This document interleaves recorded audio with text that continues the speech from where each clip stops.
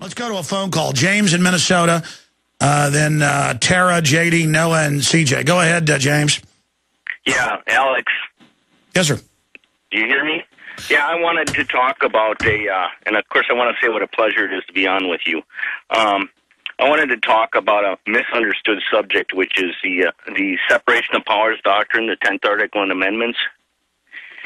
And what I see is that prior to 39, it was unlawful for the federal government to come in and tax the state employees. And likewise, it was unlawful for the federal government to tax the state employees. Yeah, the income tax wasn't even really used until 51. It doesn't run the country. It's all paid to the private offshore banks. Do you have a question for Alan Watt?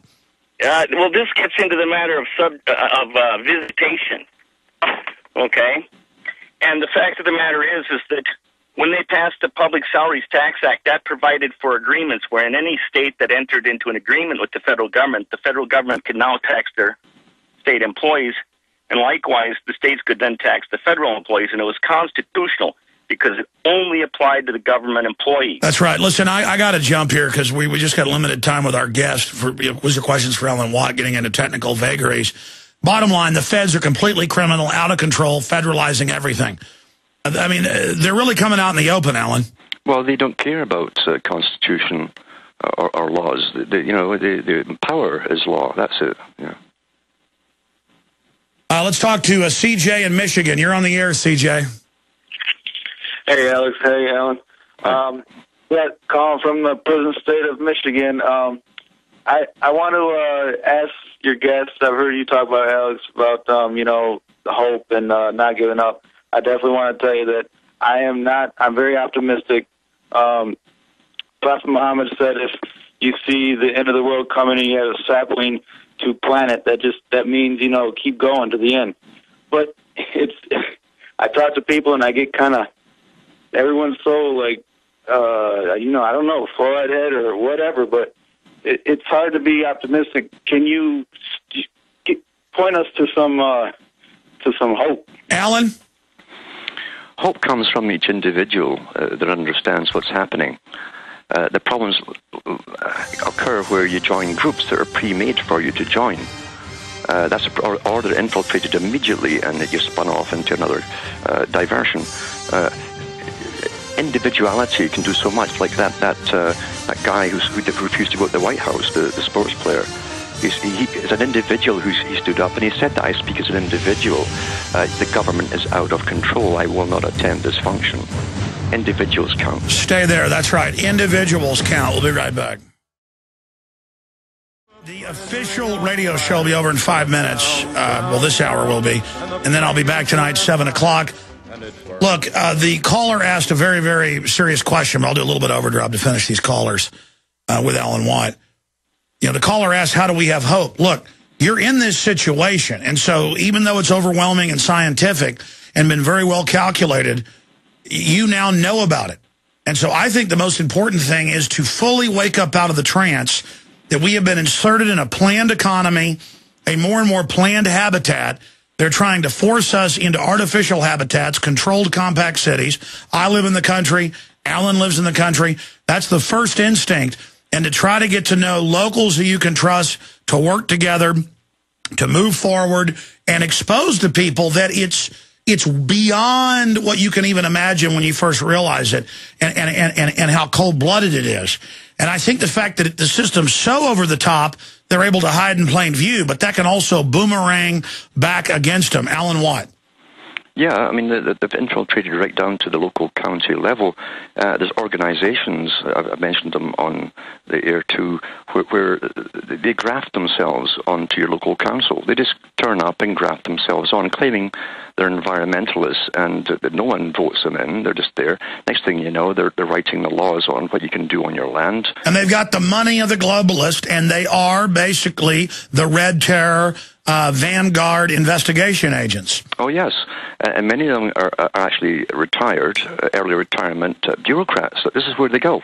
They're given jobs and they're full salaries, and settle yourself down in a village here or a town there and start up a little Oh, we've had that happen everywhere. It's always a retired colonel or a retired bureaucrat, and they literally are spying and harassing everyone. And then everybody kisses their hind end. Oh, leave us alone. We'll put you in power, and then they take over. They're parasite scum. Yes, that's right. And so we've got to know who they are.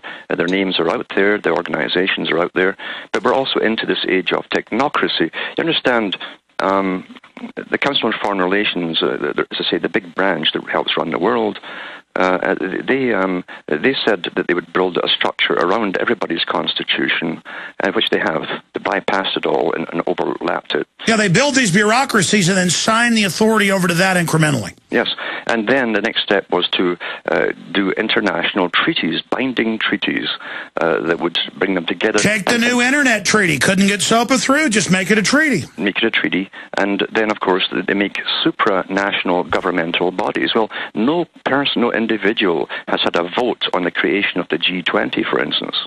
Take the real Euro bureaucracy. They have a parliament, but it has no authority. The bureaucrats run it. Let's jam another call. JD in Texas, you're on the air with Alan Watt. Boom, he's gone. Tara in Virginia, you're on the air. Can you hear me? Yes. Hi, Alex. Hi, Alan. Hi. I wanted to say I'm officially awake December 24th, so I'm on a real big learning curve. And I really enjoy everything that you talk about, Alan. You're a great inspiration. I've got an off-topic comment from your Nomi Prince interview yesterday. You know the comment where she said that they're going to start focusing on South America? Mitt Romney was talking about that in a campaign speech yesterday in Florida. And it just blew my mind how on spot she was. And also, the Chris Hedges interview was awesome, and it goes a long way to try and bring progressives over to listening to what you've got to say and getting over the whole conspiracy theory thing. They have a hard time with that. Well, it's a global corporate program, and it is a conspiracy. And when we expose them, they just say it's a theory. But there's no theory. It's just an open conspiracy. It is open, yeah. It's open. It's taught in schools now that the world that they're told, youngsters are at the 5 years of age are told what kind of world they're going to grow up in. Interdependence. Yeah, and then they got fake environmentalists to cover up the real environmental degradation. We're not saying environmentalists are bad, period. Thank you so much for your call. Great talking to you, Tara. Stay with us. Let's go ahead and go to Noah in California. Noah, you're on the air.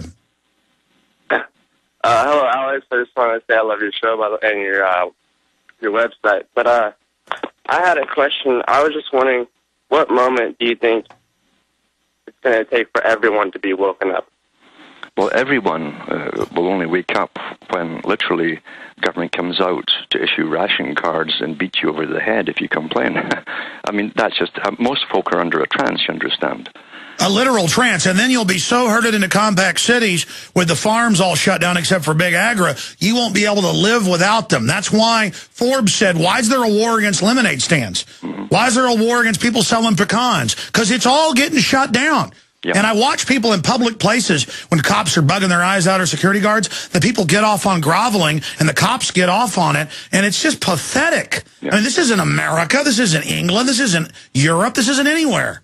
Yeah, and plus because we live in an era of electronic media, basically, and incredible amounts of entertainment, science fiction, so on.